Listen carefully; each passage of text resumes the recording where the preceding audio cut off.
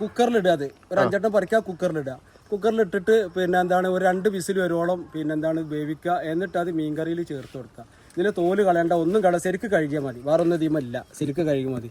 ഇതിൻ്റെ ഒരു ടേസ്റ്റ് ഇതിങ്ങനെ കടിച്ച് നമുക്ക് തിന്നുമ്പോഴാണ്, അപ്പോഴാണ് ഇതിൻ്റെ ടേസ്റ്റ് വരുന്നത്. ഇനി ഇത്രയും ടേസ്റ്റുള്ള മീൻകറി കൂട്ടിയിട്ട് നമുക്ക് പുളിക്ക് പകരം ഇത് ഉപയോഗിക്കാം, ധൈര്യമായിട്ട് ഉപയോഗിക്കാം. അത് ആ മീൻകറിയുടെ ടേസ്റ്റ് പോലും മാറുകയാണ്.